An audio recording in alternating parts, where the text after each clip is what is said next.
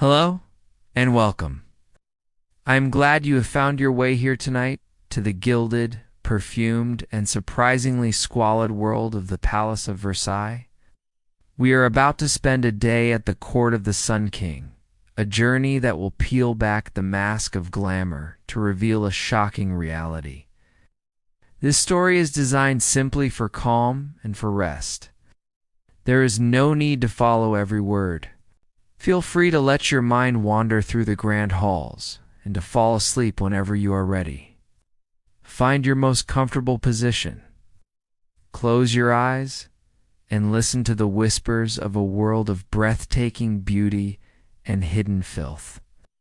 Our journey tonight takes us into the heart of French royal power, a golden cage filled with thousands of courtiers. We will explore the daily struggle for survival in a place where appearance was everything. Hygiene was almost non-existent. So rest now and listen. Our story begins not in chaos, but in breathtaking beauty. It is a summer morning in the year 1685. We are following a young woman we shall call Adeline. She is the daughter of a minor provincial noble, and she is arriving at the Palace of Versailles for the very first time. The journey from her family's modest country estate was long and dusty, a week of jolting discomfort in a hired carriage. But as they pass through the final gates of the town of Versailles, all memory of the tedious journey is erased by the spectacle that now greets her. The palace is not a building. It is a universe. It rises on the horizon, a sprawling golden structure that seems to have been built by the gods themselves, a declaration of power written in stone and gold.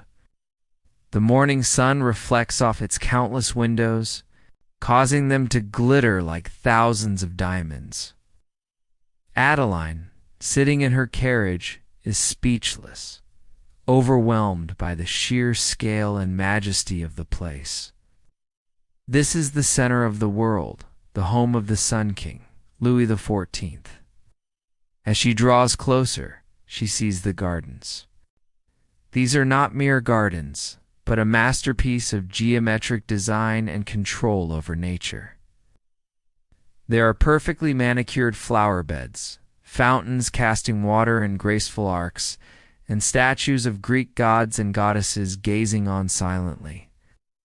It is a statement of power, a demonstration that the king can command not only men, but nature itself. The very air seems different here, heavier, scented with damp earth and the perfume of a million flowers. The carriage rumbles across the cobblestones of the immense cour d'honneur, and finally stops in the smaller, more exclusive marble courtyard. The black and white tiles of the courtyard gleam. Liveried servants rush forward to open the carriage door. Adeline steps out, her silk dress rustling, and enters the palace proper. The interior is even more dazzling. She walks through a series of grand salons, each more opulent than the last. The walls are covered in shimmering silk brocade and heavy velvet. The ceilings are adorned with intricate painted frescoes of mythological scenes where gods and goddesses lounge on clouds. The furniture is a forest of carved precious woods, gilded with so much gold leaf that it hurts the eyes. The floors are a mosaic of polished parquet, reflecting the light from the massive crystal chandeliers that hang like frozen waterfalls from the ceilings. She reaches the top of the ambassador's staircase, a marvel of multicolored marble and bronze designed to impress and intimidate foreign dignitaries. Then she enters the most famous room in the world, the Hall of Mirrors. Sunlight floods the long hall, reflecting between the 357 mirrors that line one wall and the 17 tall windows that overlook the gardens. The effect is dizzying, an explosion of light and gold that seems to dissolve the very boundaries of the room. Adeline feels small and insignificant. A simple moth drawn to a magnificent flame. It is in this hall that she gets her first glimpse into the reality of life at Versailles. The gallery is crowded. Hundreds of courtiers, dressed in colorful silks and velvets, their faces pale masks of white powder and rouge, are pressing and jostling. They are not admiring the art. They are vying for the attention of the king as he passes with his entourage. The air, despite the beauty of the surroundings, is strangely heavy. It is a mixture of expensive floral perfumes, of the powder from the courtiers' wigs, and of another, more subtle but unmistakable scent. The smell of unwashed human bodies. She notices that there are no chairs. Most of the courtiers are standing, a rule of etiquette to show their deference to the king. She also sees that the palace is a hive, a place where thousands of people live and work. She sees servants hurrying past, guards at their posts, and an endless stream of nobles, bureaucrats, artists, and petitioners, all crammed into this magnificent palace. She is one of 10,000 souls, all orbiting the single, brilliant sun of the king. Adeline is here to become a lady-in-waiting to a high-ranking duchess. Her father has spent a fortune to secure this position, hoping she will catch the eye of a suitable husband. After a long wait and a brief formal introduction to her new mistress, she is led to her new home. A servant guides her away from the grand apartments, through a maze of smaller, darker corridors, and up a series of narrow, winding staircases hidden from public view. They arrive in the attics. The grandeur of the lower floors vanishes completely. Here the corridors are narrow, dark, and cold. She is shown her room. It is a tiny apartment, no bigger than a closet, tucked under the eaves of the great roof. It is a shock after the opulence she has just witnessed. The room is small, cold, and furnished with only a simple, hard bed, a small washstand, and a single chair. The only window is a small porthole that looks out over a sea of rooftops. Her first clue to the hygiene problem arrives that evening. She asks a servant where the conveniences are. The servant looks at her with a blank expression and then hands her an object, a porcelain chamber pot or a pot de chambre. There are no toilets in her apartment. There are no toilets in most apartments in the palace. This simple pot is the only sanitation she will have. She asks what she is supposed to do with it once it is full. "You empty it out of the window, mademoiselle," the servant replies matter-of-factly, "or you give it to a footman to empty in the moat." Adeline is horrified. The idea of throwing human waste out of a window into the beautiful courtyards she had just admired is almost inconceivable. She begins to understand the source of the faint, unpleasant smell she had noticed earlier. This is her first lesson in the great contradiction of Versailles. It is a gilded cage, a place of breathtaking beauty and immense cultural sophistication. But beneath the golden surface, it is also a place of shocking filth and a lack of sanitation. A reality she is about to discover in the most intimate and unpleasant of ways. The morning after her arrival, Adeline's new life begins in earnest. Her first duty as a lady-in-waiting is simply to be present, to be a part of the Duchess's entourage. She soon learns is a grueling test of endurance. It involves hours of standing in crowded, stuffy rooms, her body encased in a tight corset and a heavy silk dress. The greatest challenge, however, is not the physical discomfort, but the overwhelming sensory assault of the palace. The primary and most shocking reality is the smell. Versailles, for all its visual splendor, stank. It was a profound, complex, and inescapable stench that permeated every corner of the magnificent building. It was a mixture of odors. There was the heavy, sweet scent of the thousands of flowers in the gardens, which drifted in through the open windows. There was the cloying, powerful perfume worn by every courtier, a desperate attempt to mask the other, less pleasant smells. And then there were those smells themselves. There was the smell of unwashed humanity. In an era where full-body bathing was considered unhealthy and was rarely practiced, thousands of people, crammed together, created a powerful human odor.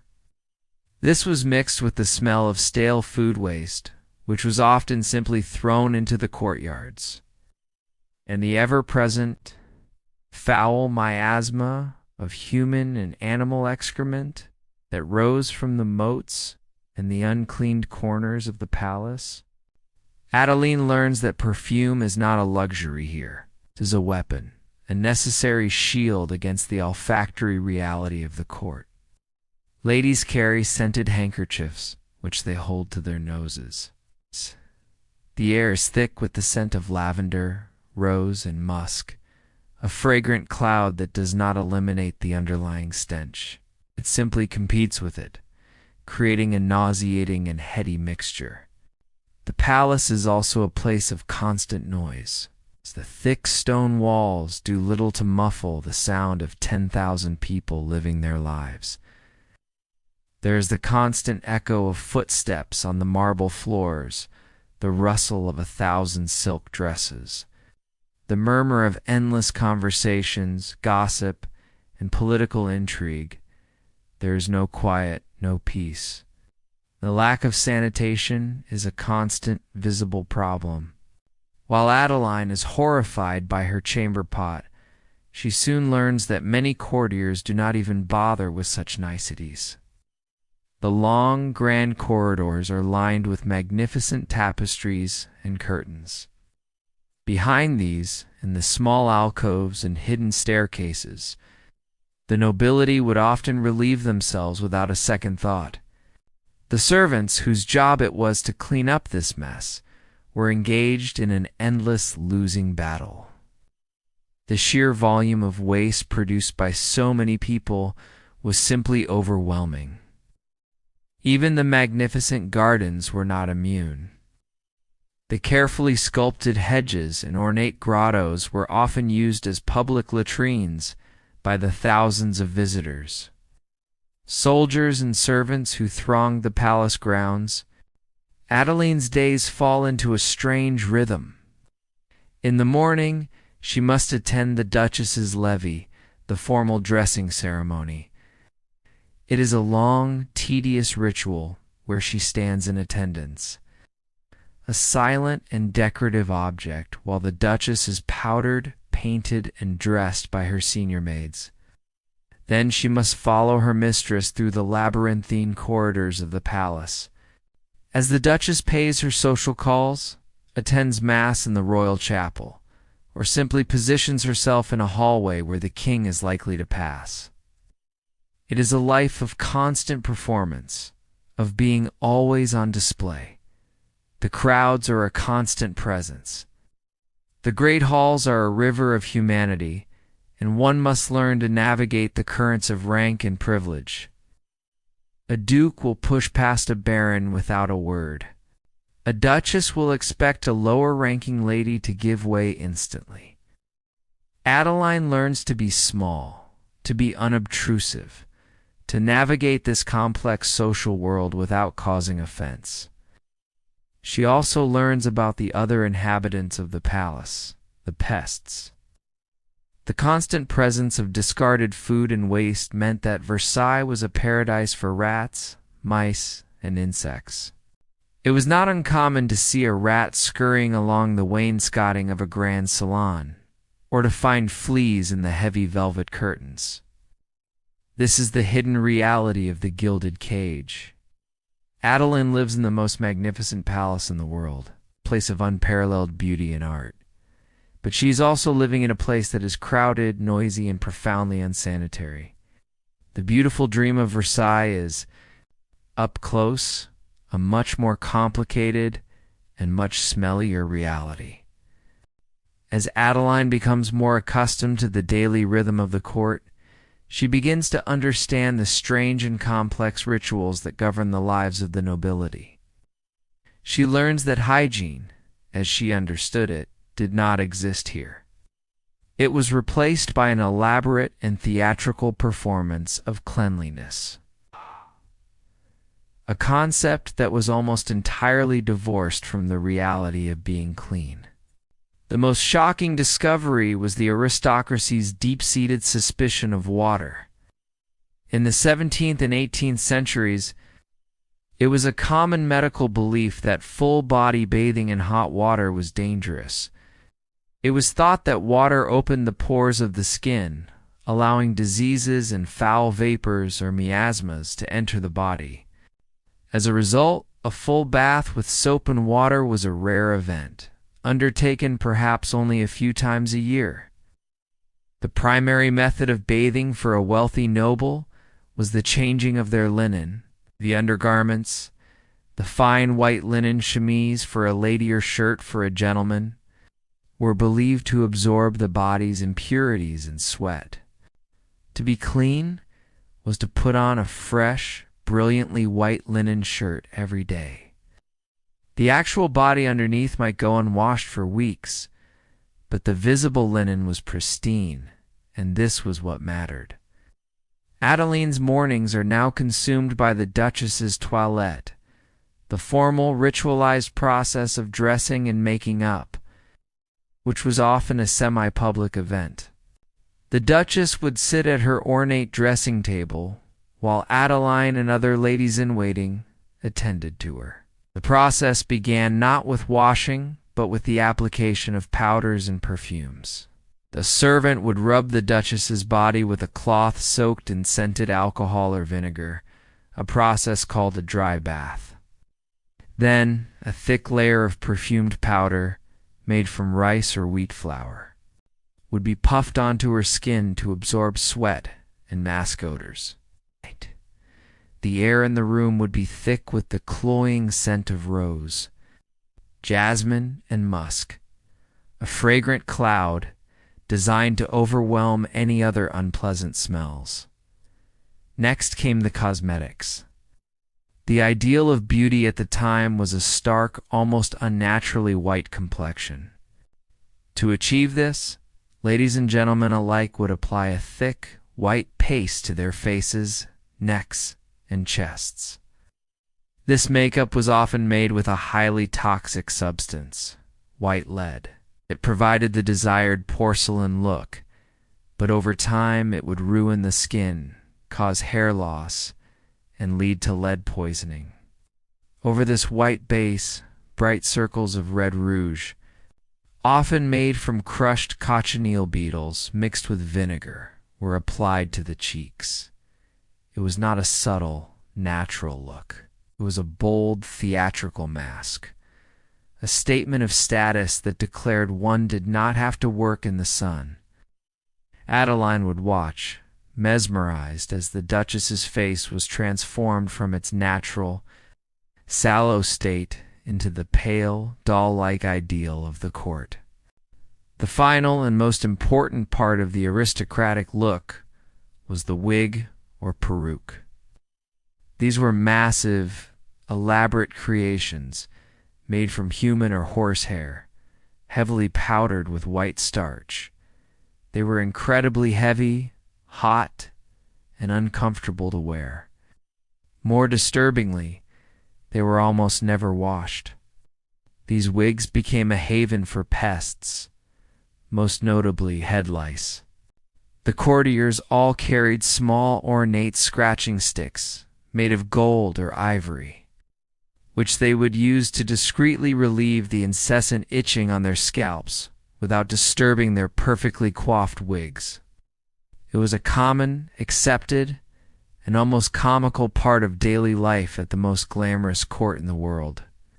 Adeline learns that the entire concept of hygiene at Versailles is a facade. It is an illusion, a performance. It is about appearing clean, smelling of expensive perfumes, and wearing pristine white linen. The actual state of the body beneath the silks, the powders, and the wigs was a private, and often deeply unsanitary matter. This strange and theatrical approach to cleanliness was the very essence of life at Versailles. Adeline learned that reality was secondary to appearance. The truth of a situation was less important than the magnificent facade that was presented to the world. And no performance was more magnificent or more deceptive than the daily public life of the king himself. Every day the court would assemble in the Hall of Mirrors or one of the other grand salons to witness the royal procession. It was a moment of supreme political theater. Adeline would stand with the Duchess, a silent figure in a sea of silks and velvets, and watch as the great doors at the end of the hall swung open. A hush would fall over the noisy, chattering crowd. The king, Louis XIV, would enter, surrounded by his highest-ranking nobles. He was a figure of almost divine radiance, his coat heavy with gold embroidery, the heels of his shoes a fashionable red, his face a calm, powdered mask of absolute authority. As he walked the length of the hall, the courtiers would bow deeply, a wave of respect parting before him. The air was thick with the scent of incense carried by pages in ornate livery, a fragrance designed to create an aura of sanctity and to overpower any other lingering odors in the crowded room. But as Adeline watched this magnificent spectacle, she began to notice the small, sordid details that lay just beneath the surface. In the far corners of the grand hall, behind a great marble pillar or a heavy velvet curtain, she would see a courtier discreetly relieving himself against the wall. There was no shame, no attempt to hide, beyond a cursory effort not to be in the king's direct line of sight. It was a common, accepted practice. She would see servants, their faces grim, moving silently along the edges of the crowd, carrying away full chamber pots that had been used in the small antechambers. She saw the palace dogs, beloved pets of the nobility, wandering freely through the most opulent rooms, leaving messes that a servant would be expected to clean up without drawing any attention. She learned that the beautiful, polished parquet floors were not just for show. Their dark patterned designs were useful for hiding the dirt and the stains. The magnificent tapestries that adorned the walls depicting great battles and mythological scenes were not just works of art. They were convenient screens that concealed the grime, the damp, and the occasional desperate act of a courtier in need of a toilet. This was the great contradiction of Versailles. It was a place where one could witness the most refined and beautiful art, listen to the most sublime music, and engage in the most witty and intelligent conversation. But one might be doing so while standing next to a wall that was damp with urine, in a room that smelled of unwashed bodies and overflowing chamber pots. The reason for this, Adeline came to understand, was a matter of priorities. The king had spent a colossal fortune building a palace that was a testament to his own glory and the power of France. Every resource was dedicated to the surface, to the gilding, the frescoes, the mirrors, the gardens. The practical and invisible necessities of life, such as sanitation, plumbing, and waste disposal, were an afterthought, a problem left to the thousands of servants to manage as best they could. For the courtiers to complain about such things was to show a lack of refinement. To be concerned with the base, physical realities of life, rather than the high-minded pursuits of art and politics. To be at court, to be close to the king, was the source of all power, all wealth, and all social standing.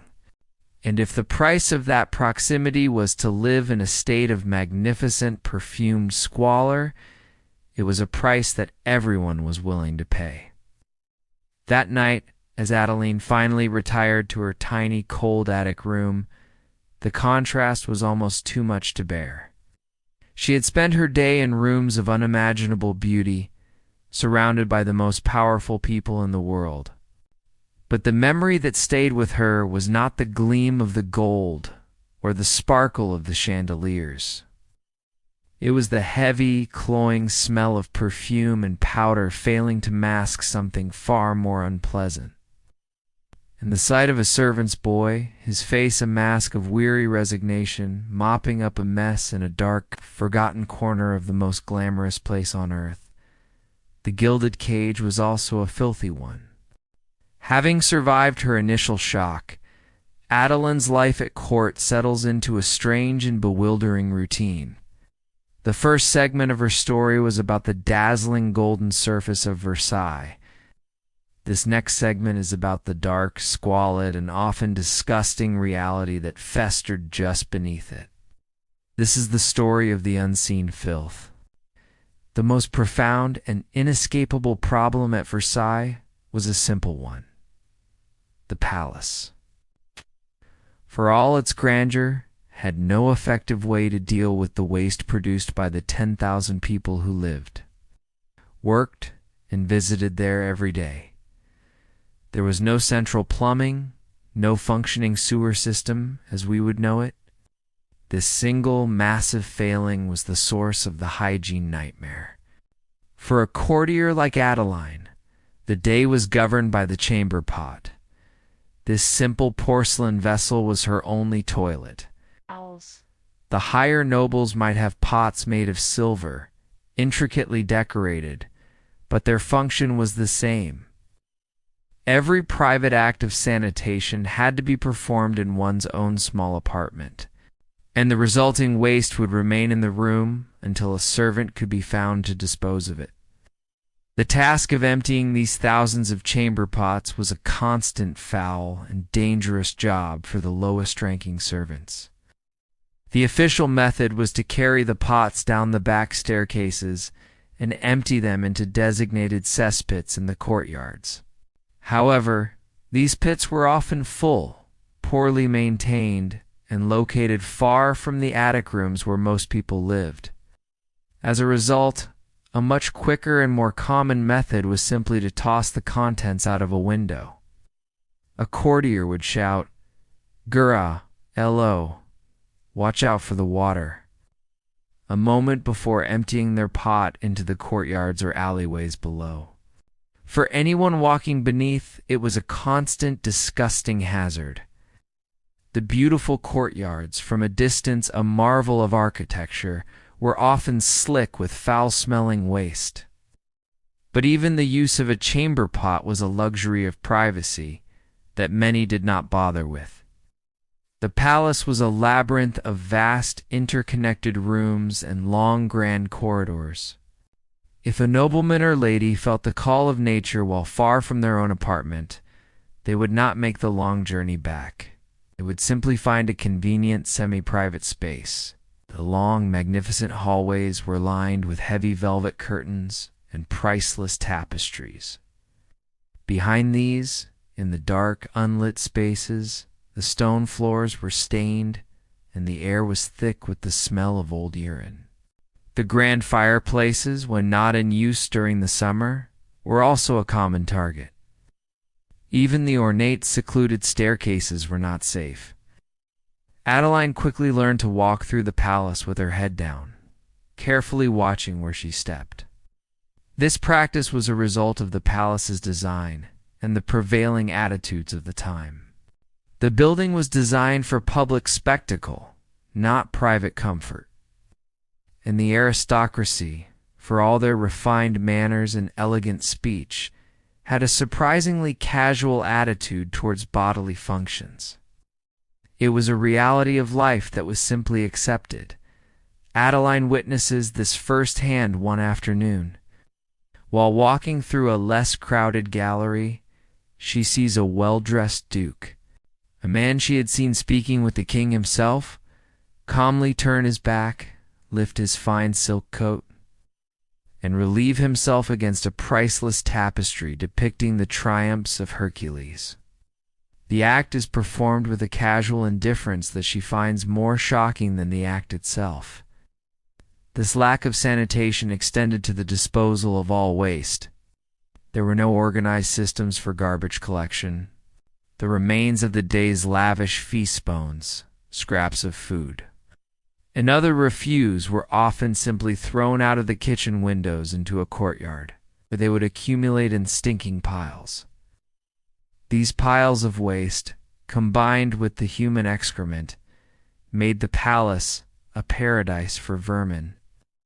The rat population of Versailles was legendary. They were a constant, bold presence, scurrying through the grandest of halls and the most private of bedchambers. Mice, fleas, and lice were also an inescapable part of daily life for everyone, from the lowest scullery maid to the king himself. This is the world Adeline must now navigate, a world where she must hold her breath as she walks down a magnificent, gilded corridor. A world where she must check her bed for pests before she sleeps. A world where the most basic acts of hygiene are a daily logistical challenge. The beautiful golden cage, she is learning, is also profoundly and inescapably dirty. The second great pillar of the hygiene nightmare at Versailles, after the lack of sanitation, was the aristocracy's approach to personal cleanliness. Adeline, raised in the countryside where fresh air and clean water were abundant, was shocked by the habits of the most powerful people in the world. She quickly learned that their elaborate beauty was a carefully constructed illusion, a fragrant mask that concealed a grimy reality. The primary weapon in the constant war against the palace's stench was perfume. But this was not the light, fresh perfume of the modern era. The scents of the 17th and 18th centuries were heavy, powerful, and animalistic. They were based on substances like musk, extracted from the glands of the musk deer, and civet, a pungent secretion from the civet cat. These were mixed with strong floral and spice oils to create thick, cloying fragrances that did not so much cover up other odors as they did wage a full-scale assault on them.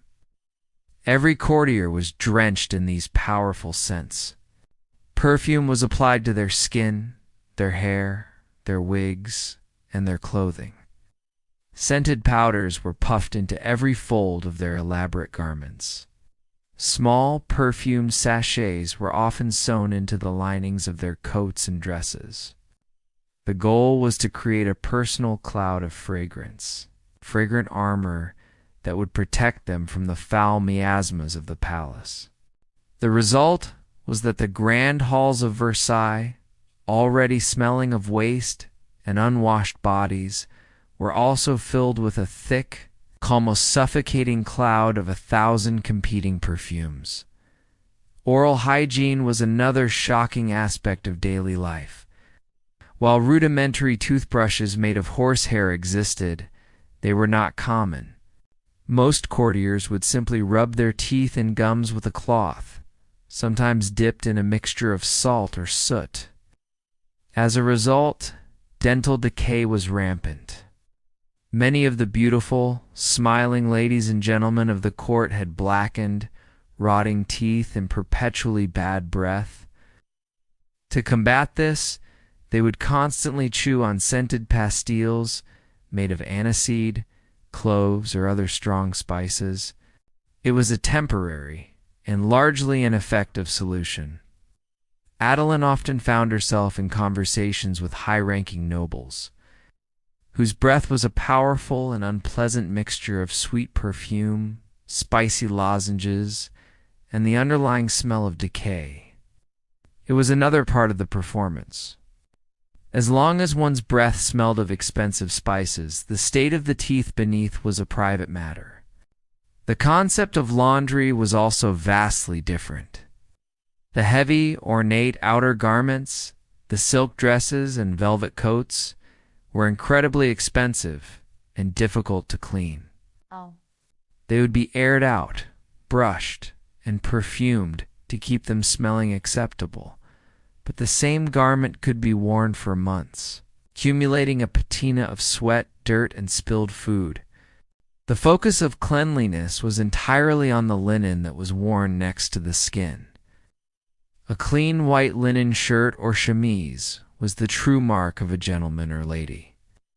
The belief was that the linen would absorb all the body's filth and odors. A person would change their linen every day, sometimes even 2 or 3 times a day if they were particularly wealthy. This created a colossal, never-ending mountain of laundry.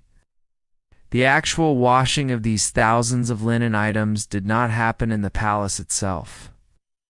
It was a massive industrial operation, outsourced to a small army of washerwomen or blanchesses in the surrounding town. They would collect the dirty linen, wash it in the river with harsh lye soap, beat it against the rocks, and then lay it out in great white fields to be bleached by the sun. It was brutal, back-breaking work, performed by poor women, all to maintain the illusion of effortless cleanliness for the aristocracy. For the servants who lived and worked in the palace, there was no escaping the filth. They lived in the least desirable, most unsanitary parts of the building, the damp basements and the drafty attics. They were the ones who had to navigate the garbage-strewn courtyards, who had to live with the constant presence of rats and other vermin, and who had to perform the grim task of cleaning up the messes left by their betters. Sickness was a constant presence in the servants' quarters, a stark contrast to the perfumed illusion of health maintained by the nobility. Beyond the human element, another major contributor to the filth of Versailles was the astonishing number of animals that lived within the palace walls. Adeline, accustomed to the clear separation of a country estate where animals belonged in the stables or the fields, was amazed to see the freedom with which they roamed the most opulent rooms of the chateau. The king himself was a great lover of dogs. He owned dozens of them, spaniels, greyhounds, and poodles, which he doted on. These were not lowly working animals. They were pampered pets, treated with more care and attention than most of the human servants. They had the free run of the palace, including the king's own private bedchamber and the magnificent hall of mirrors. While these dogs were beloved by their masters, they were a constant source of work and frustration for the staff. The animals were not house-trained. They would leave messes on the priceless silk carpets, on the ornate furniture, and in the grand corridors. It was the job of an army of servants to follow them around, cleaning up after them discreetly and without complaint. Adeline often saw a footman, his face a mask of weary resignation, using a small silver shovel and a cloth to clean up a mess left by one of the king's favorite poodles, a task performed with the same silent efficiency as serving a meal. This created a surreal contrast. A courtier might be standing in a grand salon, admiring a masterpiece of art on the wall, only to have to sidestep a puddle left by a passing spaniel. The smell of dog was another layer in the complex and unpleasant olfactory tapestry of the palace. And where there were pets and discarded food, there were inevitably pests. The constant presence of food waste, both from the kitchens and from the lavish banquets, made the palace a paradise for vermin. The rat and mouse population of Versailles was legendary. They were a constant, bold presence, scurrying along the wainscoting of the grandest of halls and nesting in the walls of the most private of bedchambers. The kitchens were another world of organized chaos and questionable hygiene. Adeline, sent on an errand by the Duchess to fetch a special confection, got her first glimpse into this domain. The kitchens of Versailles were a vast, cavernous space in the basement of the palace, a maze of different rooms dedicated to different tasks: roasting, baking, butchering, and so on. The air was thick with smoke from the dozens of open fires, with the sizzle of roasting meat, and with the shouts of hundreds of kitchen staff. The scale of the operation was immense. Kitchens had to produce thousands of meals a day, from the simple, repetitive fare of the servants to the incredibly complex and ornate banquets for the king's table. But for all this grandeur, the standards of cleanliness were, by modern sensibilities, appalling. The floors were often slick with grease and animal blood. Piles of vegetable peelings and other food scraps were left in corners, attracting clouds of flies. The water used for both cooking and washing was drawn from wells and reservoirs that were often contaminated by the seeping waste from the rest of the palace, making food poisoning a constant and serious risk. The understanding of bacteria and foodborne illness did not exist. Meat that was slightly past its prime would be disguised with heavy sauces and strong spices. The same unwashed hands that had just butchered a chicken might then prepare a delicate pastry. It was a world without refrigeration, where the battle against decay was a constant and often losing one. Adeline watched, her stomach churning slightly. As a cook, his face dripping with sweat, stirred a great pot of simmering stew. The contrast between the squalor of the kitchens and the exquisite, artful perfection of the food that was sent up to the family was another of Versailles' great deceptions. The nobility would dine on delicate jellies, towering constructions of spun sugar, and perfectly roasted birds, completely unaware of the chaotic, and often deeply unsanitary, conditions in which their meals were created. It was another layer of the carefully constructed illusion that defined life at the court. Another source of filth and a surprising amount of sickness was the water of Versailles itself. Adeline, like all visitors, was mesmerized by the spectacular fountains that were the centerpiece of the gardens. Great jets of water shot into the air, feeding magnificent sculptures of gods and mythical beasts. It was a display of immense power and wealth, a sign that the king could command the very elements. But she soon learned that this water was a dangerous illusion. The grand hydraulic system that fed the fountains was an engineering marvel, but the water it used was not fresh. It was drawn from stagnant ponds and canals, where it would sit for weeks, growing green with algae and contaminated with runoff from the surrounding lands. This water was for spectacle only. It was not safe to drink. The actual drinking water for the thousands of inhabitants of the palace had to be brought in daily by cart from cleaner, more distant sources. Clean drinking water was a luxury. The royal family and the highest-ranking nobles would have it delivered to their apartments. But the servants and lower-ranking courtiers often had to make do with the less safe. Local well water, which was a constant source of stomach ailments and other diseases. The daily battle against the accumulating filth was a heroic, but ultimately losing, war waged by the army of servants. Adeline would watch them in the mornings, their faces grim with determination. They were armed with the most rudimentary of tools, brooms made of bundled twigs, simple mops, and buckets of water. With these, they were expected to keep a palace of over 2,000 rooms, inhabited by 10,000 people, clean. They would scrub the endless marble floors, their efforts quickly undone by the thousands of muddy or dusty shoes that would tramp across them every day. They would sweep the courtyards, only to have them soiled again an hour later by a thoughtless courtier or a stray animal. The sheer scale of the task was impossible. The dirt of Versailles was a tide that could be momentarily pushed back, but it always, inevitably, rolled back in. Even the magnificent gardens, the pride of the king, were not immune to the hygiene nightmare.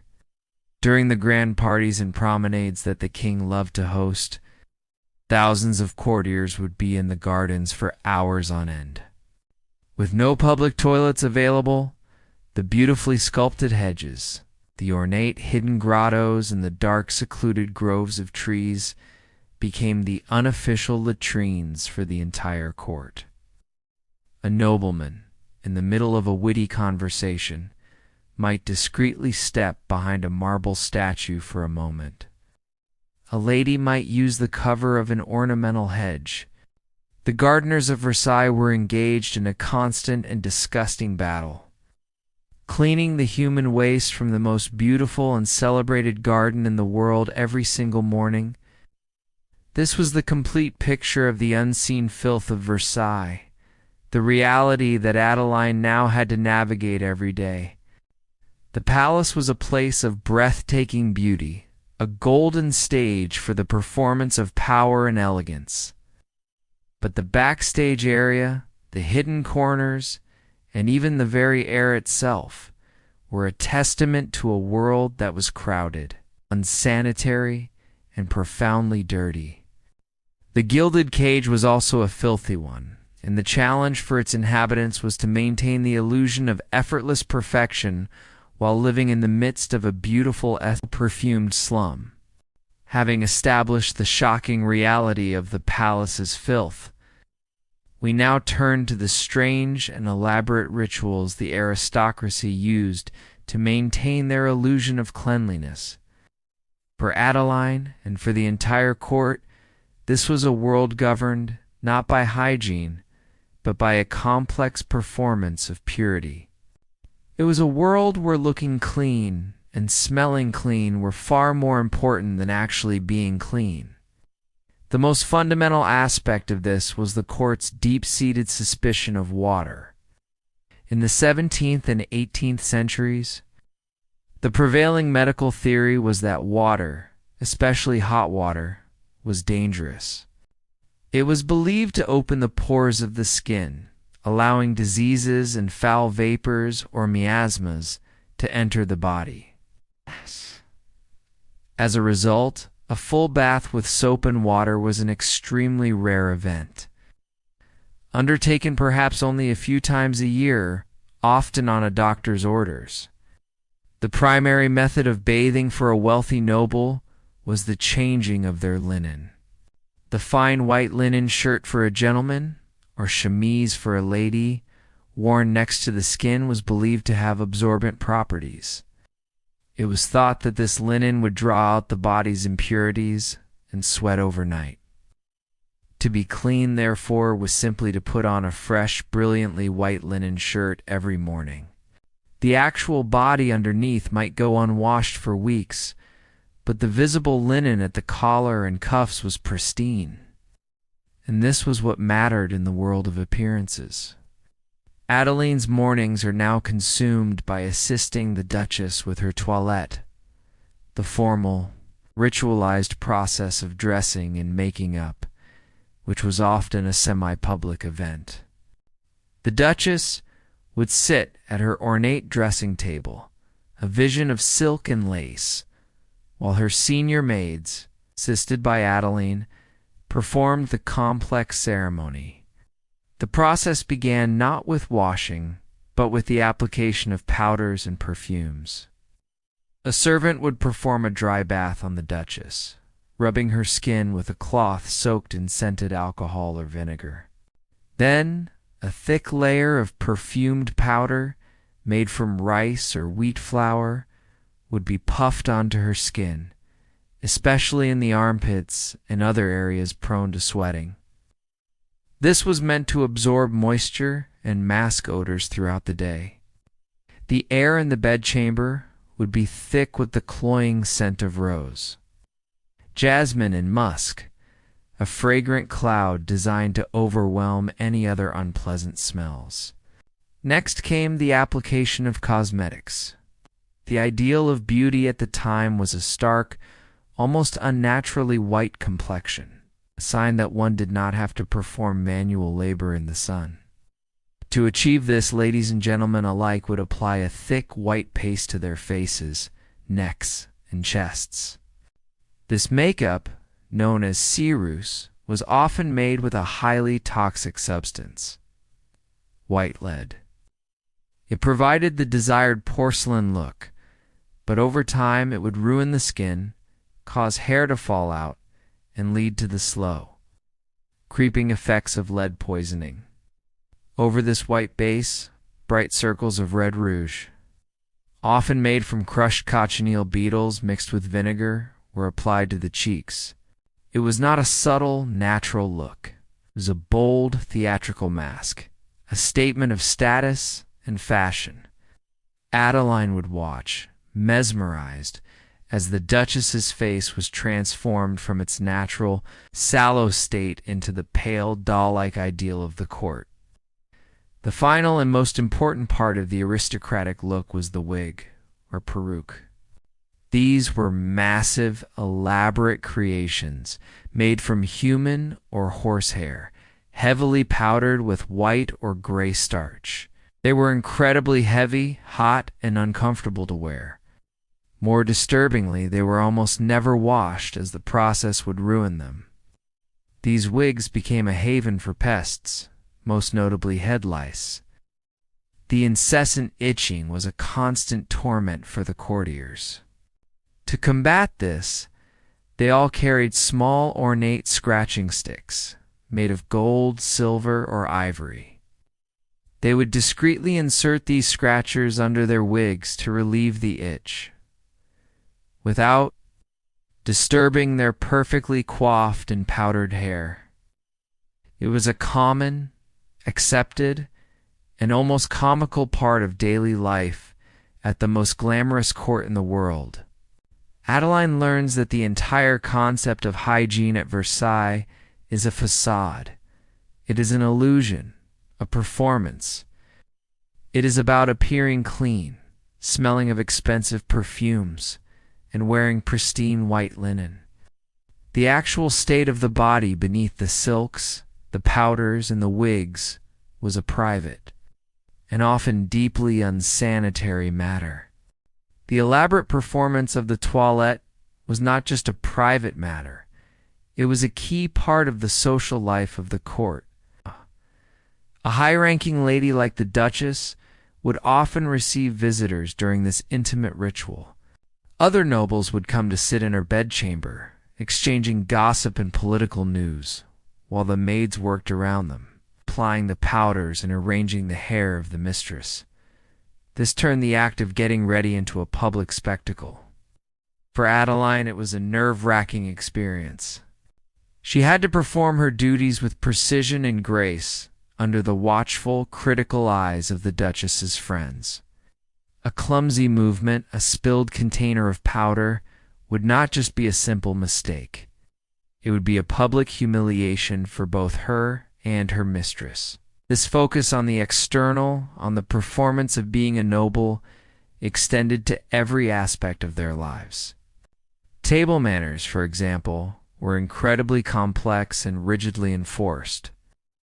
There was a correct way to hold a fork, a specific way to sip wine, a proper way to dab one's lips with a linen napkin. But these rules of etiquette existed alongside the grim reality of the food's preparation in the often filthy kitchens. It was another of Versailles' great contradictions.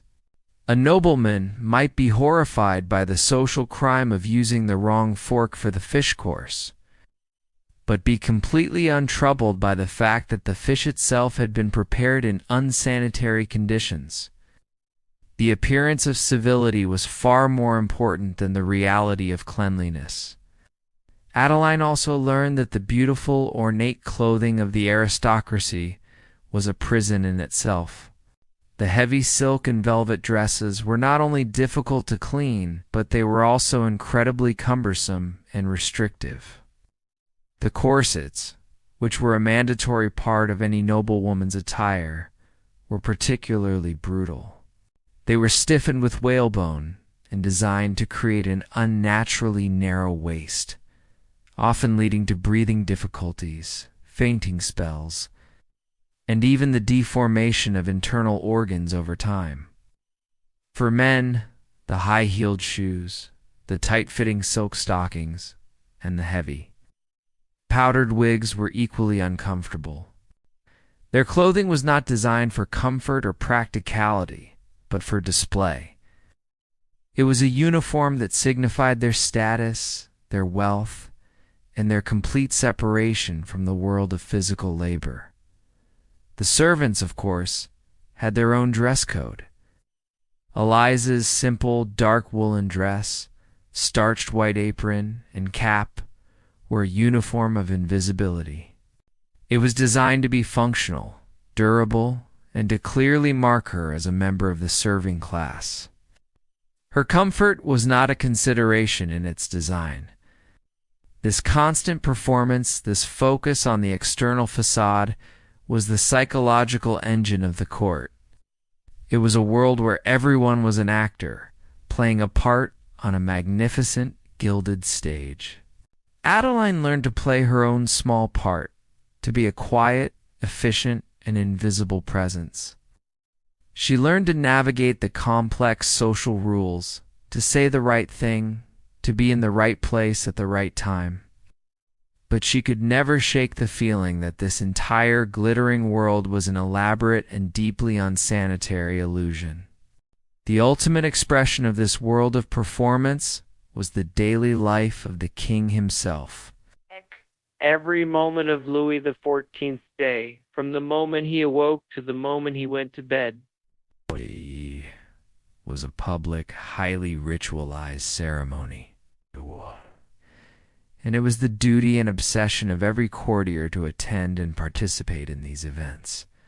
Adeline quickly learned that her own schedule was dictated entirely by the king's. The most important of these ceremonies was the levee, the king's formal awakening and dressing. Adeline would accompany the Duchess to the antechamber of the king's bedroom, space already crowded with hundreds of the highest-ranking nobles in France. They would wait sometimes for over an hour, packed into the stuffy, perfumed room, all for the privilege of being present when the king woke up. The ceremony itself was a masterpiece of etiquette. Only the most powerful nobles were allowed into the bedchamber itself. They would watch as the king was woken, said his prayers, and was attended to by his valets. The act of putting on the king's shirt was a high honor, a task reserved for a prince of the blood. Adeline, standing in the crowded room outside, would only catch a glimpse of the proceedings, but the sheer, obsessive focus on these mundane acts was a powerful lesson in the nature of royal power. After the king was dressed, the day at court would begin. It was an endless, exhausting series of formal events. Adeline would follow the Duchess to the royal chapel for Mass, where they would stand for hours, their attention not on the service, but on the king's every movement. Then they might proceed to the Queen's apartments to pay their respects in another formal, rigidly controlled ceremony. The grandest and most surreal of these daily rituals was the grand couvert, the king's public dinner. On these occasions, the king and the royal family would eat their evening meal alone. At a table set up on a platform, in front of an audience of hundreds of courtiers, Adeline, along with the Duchess, would have to stand for over an hour in a silent, crowded room simply to watch the king eat. It was a strange, almost religious spectacle. The dishes were brought in a grand procession, announced by ushers. The king would be served by the highest-ranking nobles, their movements slow and reverent. The room was so quiet that the only sounds were the soft clink of the king's silver fork against his plate and the hushed whispers of the spectators. It was another powerful display of the king's semi-divine status. He was a man, but his most basic human needs were transformed into a public performance of majesty.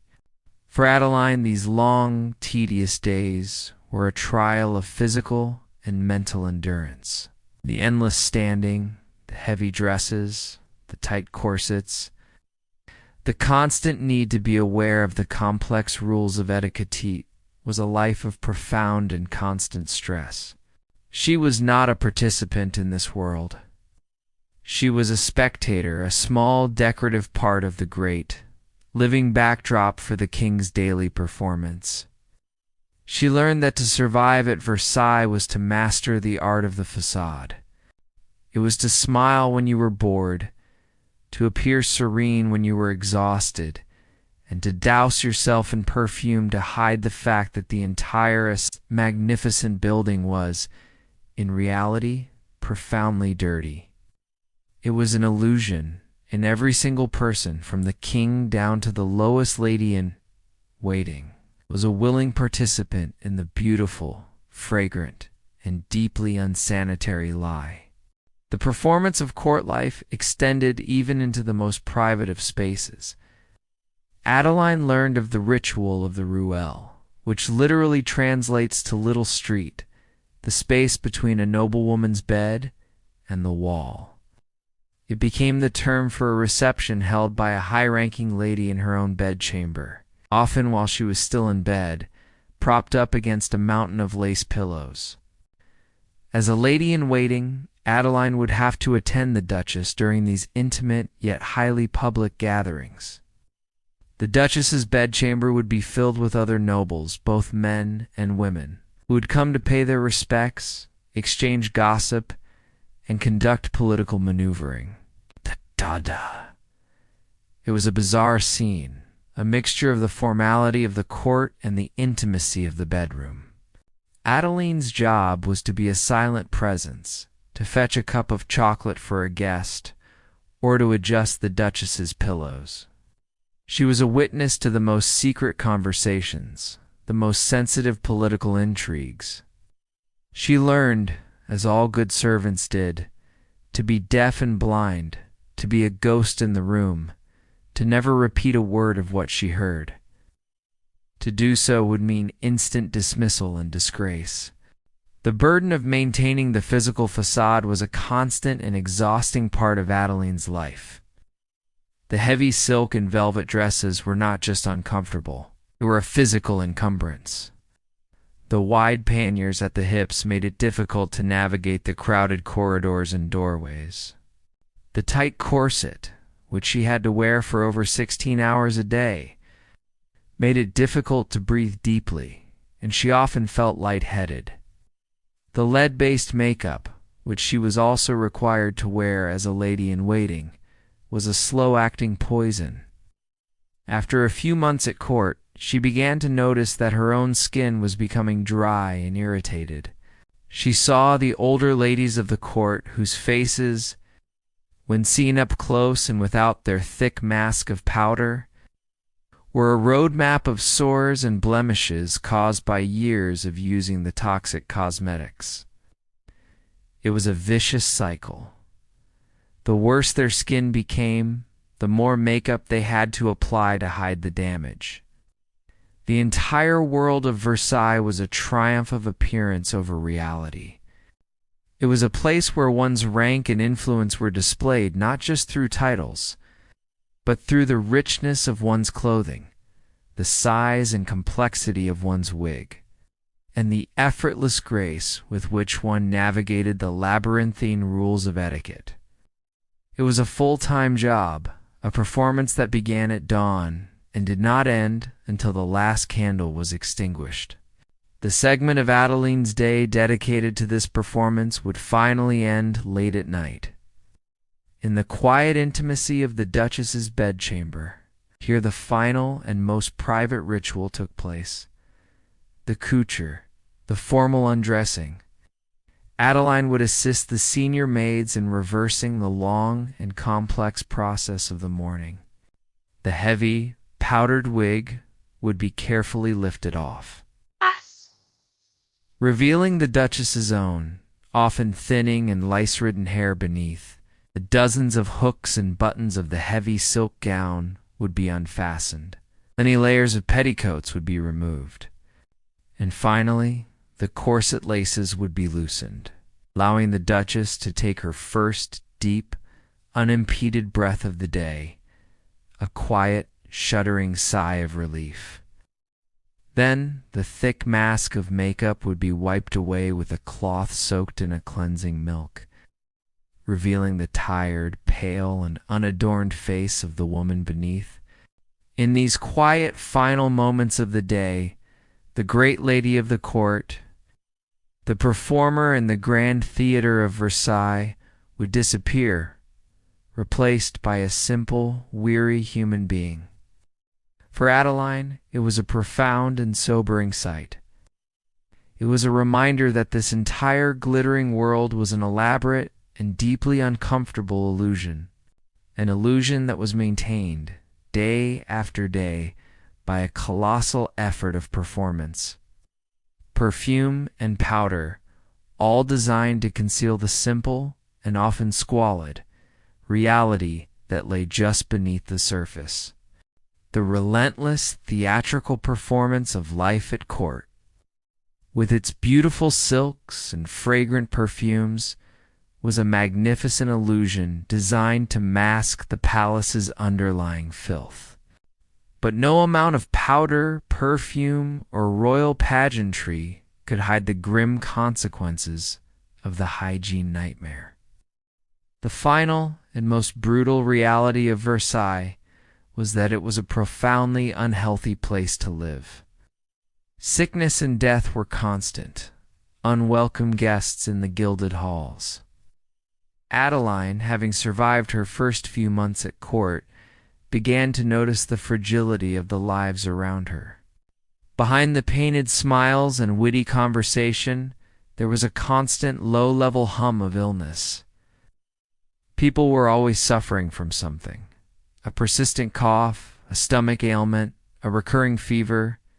The lack of sanitation created a perfect breeding ground for disease, and the crowded, close-backed conditions of the palace ensured that any sickness would spread like wildfire. The most common ailments were diseases born of filth. Contaminated water and poorly stored food led to constant outbreaks of dysentery and typhoid fever. These were not minor inconveniences. They were serious, often fatal illnesses. Adeline would hear that a certain baron or countess was indisposed, only to learn a week later that they had died a painful, agonizing death from a fever. The servants, who lived and worked in the most unsanitary parts of the palace and often drank the poorest quality water, were even more vulnerable. An outbreak of sickness in the servants' quarters could be devastating, yet it was a reality that was largely ignored by the nobility. Servants were replaceable. Beyond the diseases of the stomach, respiratory illnesses were rampant. The palace, for all its grandeur, was a cold and drafty place in the winter. The great high-ceilinged rooms were impossible to heat properly, and the courtiers, in their often unsuitable silk attire, were constantly exposed to chills. Colds, influenza, and pneumonia were a constant presence. And in an era before antibiotics, even a simple cold could develop into a fatal illness. The most feared disease of all was smallpox. It was a terrifying and highly contagious virus that swept through the population in regular epidemics. It did not distinguish between the rich and the poor. A pockmarked face was an incredibly common sight at Versailles, a visible testament to having survived the disease. Many, including members of the royal family itself, were not so lucky. The state of medical care at the time did little to help. The doctors of the 17th and 18th centuries were operating on a set of theories. that had barely changed since the time of the ancient Greeks. They did not understand germs, viruses, or the principles of infection. Their primary theory was that illness was caused by an imbalance of the four humors in the body: blood, phlegm, yellow, bile, and black bile. As a result, their primary treatments were designed to rebalance these humors, and they were often brutal and ineffective. The most common treatment for almost any ailment was bloodletting. A doctor would open a vein with a lancet and drain a significant amount of blood from the patient, believing this would remove the excess humor that was causing the illness. In reality, this practice only weakened the already sick patient, often hastening their death. Another common treatment was purging. Patients would be given powerful emetics and laxatives to induce violent vomiting and diarrhea, another method of expelling the supposed bad humors. This, like bloodletting, only served to dehydrate and weaken the patient further. For Adeline, the sight of the royal physicians, with their solemn black robes and air of immense authority, became a source of fear rather than comfort.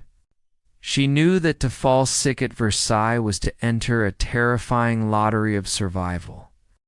This grim reality of sickness and primitive medicine was a constant presence at court, a dark undercurrent beneath the glittering surface of daily life. Adeline's first direct encounter with this world comes when one of the other, younger ladies, in waiting in the Duchess's retinue, falls ill. The girl, a cheerful young woman named Isabel, is struck down by a sudden violent fever. Adeline watches the swift and terrifying progression of the illness. One day, Isabel is laughing and gossiping in the Hall of Mirrors. The next, she is confined to her small attic room, her body shaking with chills, her face flushed with a dangerous heat. The royal physicians are summoned. They arrive in a cloud of academic pomp, their black robes sweeping the floor, their faces grave and serious. They examine the girl, their methods a strange and frightening ritual. They study the color of her tongue, they inspect the contents of her chamber pot, and they consult complex astrological charts to determine the nature of the malign influence on her humors. Their diagnosis is a familiar one: an excess of blood causing a dangerous heat in the body. Their prescribed remedy is immediate and brutal: bloodletting. Adeline is tasked with assisting the physician. She has to hold a small brass bowl while the doctor takes a sharp, gleaming lancet and makes a swift incision in the vein of Isabel's arm. She watches in horror as the girl's dark, rich blood flows freely into the bowl. The doctor lets a significant amount of blood, nearly a pint, before he is satisfied. The procedure does not help. Isabel, already weak from the fever, is now further weakened by the blood loss. She becomes delirious, muttering nonsense, her eyes wide and unseeing. The doctors return the next day, and seeing that the fever has not broken, they declare that the treatment must be repeated. Another pint of blood is taken. This process continues for several days. With each bloodletting, Isabel grows weaker, paler, a ghost of her former self. Adeline knows, with a sinking, helpless certainty, that the treatment is killing her. But to question the wisdom of the royal physicians would be an unthinkable act of social and professional suicide. She can do nothing but watch and offer small, useless comforts, like a cool cloth on the girl's forehead. Isabel dies a week after falling ill. Her death is a quiet, unremarkable event at court. A brief note is made, her family is informed, and a new, hopeful young lady is found to take her place within a matter of days. For Adeline, however, the experience is a profound and terrifying lesson. It is a stark reminder that the silks, the the jewels, and the noble titles offered no real protection from the brutal realities of this world. She learns that survival at Versailles is not just about navigating the complex social etiquette and avoiding political missteps. It is also a constant, quiet, and often losing battle for one's own health. It is about hoping that your own body is strong enough to withstand the unsanitary conditions, and praying that you never ever fall sick enough to require the attention of the learned and deadly royal physicians. The death of Isabel left a lasting mark on Adeline. It was a brutal education in the true stakes of life at court. She began to see the palace not just as a place of social maneuvering, but as a place of genuine physical danger, a beautiful garden filled with invisible poisons. She started to notice the constant, low-level hum of sickness that was an accepted part of the daily reality. In the grand halls, among the powdered wigs and rustling silks, she would now hear the constant sound of coughing. A dry, hacking cough here, a deep, rattling one there. She saw ladies and gentlemen alike dabbing at their noses with lace handkerchiefs, their eyes watery. The common cold was a permanent resident of Versailles, passed from person to person in the close, stuffy air of the crowded salons. A more serious illness was a cause for social panic. If a courtier was known to have a fever, they would be subtly shunned. Friends would suddenly be too busy to visit their apartments. Invitations would cease. To be sick was not just a personal misfortune. It was a social failing. One's primary duty at court was to be present, to be part of the performance. To be confined to one's bed was to become irrelevant, and at Versailles, irrelevance was a form of social death. This fear of contagion was so profound that even the health of the king himself was a matter of constant whispered anxiety. Louis XIV was a man of famously robust health, but he was not immune to the ailments of his time. He suffered from a host of medical problems throughout his life. From dental abscesses that required the brutal extraction of all his upper teeth, to a famous and agonizing anal fistula that became a national crisis. Adeline, like the rest of the court, would listen to the whispered rumors that flowed from the king's private chambers. Every detail of the monarch's health was a matter of state. If the king had a fever, the court would hold its breath. For the king's life was the life of France. His illnesses would trigger waves of frantic political maneuvering. His powerful nobles jockeyed for position, anticipating a possible change in power. The most heartbreaking reality of this unhealthy world was the staggering rate of young people mortality. Even in the gilded chambers of the royal family and the high nobility, the death was a tragically common event. Fevers, smallpox, and a host of other untreatable illnesses would carry off young people with a terrifying regularity. Adeline would witness the quiet, dignified grief of the Duchess after one of her own young family members succumbed to a sudden fever.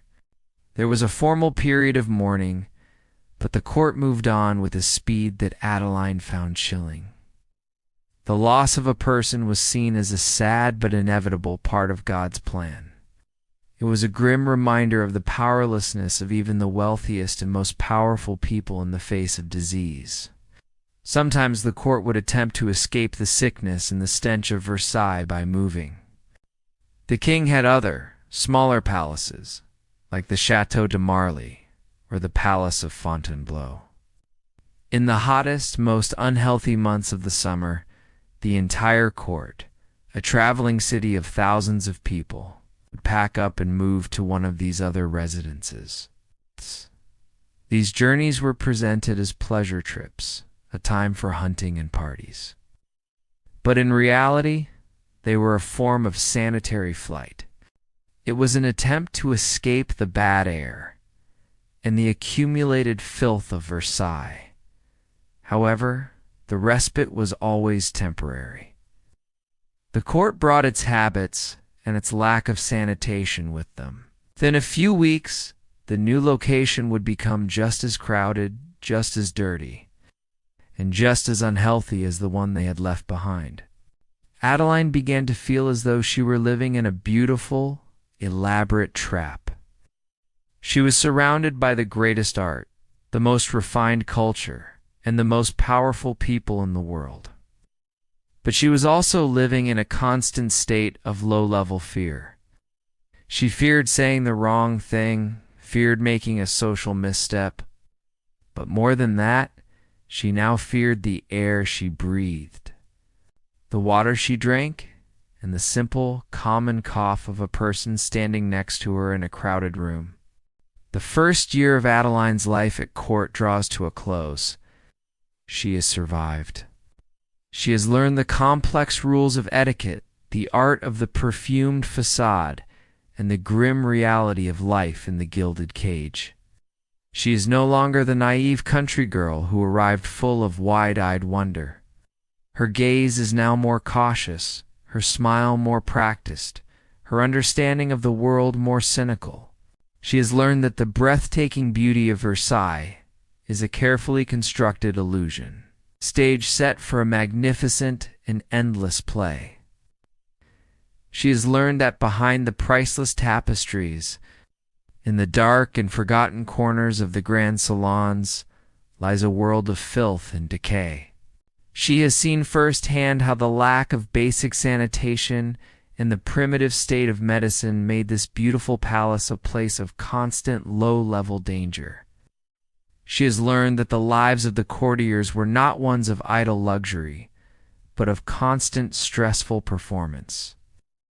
They were actors, trapped in uncomfortable costumes, their every word and gesture scrutinized. All vying for a brief moment of favor from the king, she understands now that the price of proximity, too. Power was the loss of all personal privacy and the acceptance of a profoundly unsanitary and unhealthy way of life.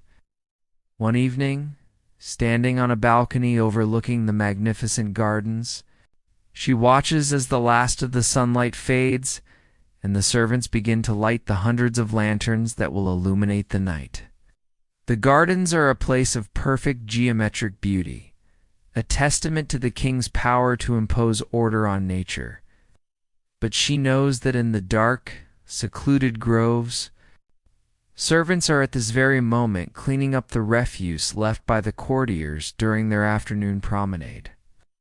She breathes in the evening air.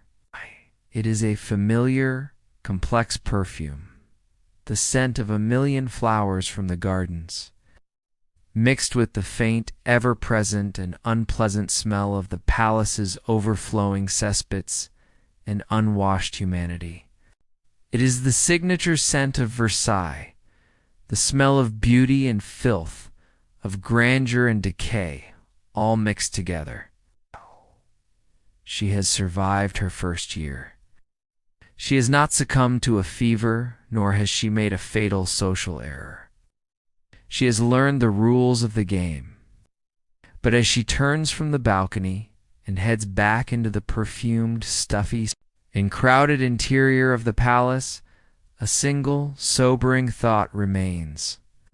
She has survived, but she is now a part of the illusion, a willing participant in the beautiful, fragrant, and deeply unsanitary lie. And so, the long, bewildering day of Adeline at the court of the Sun King comes to a close. Hers is a story of a world of breathtaking beauty and shocking squalor, a place where appearances were the only thing that mattered.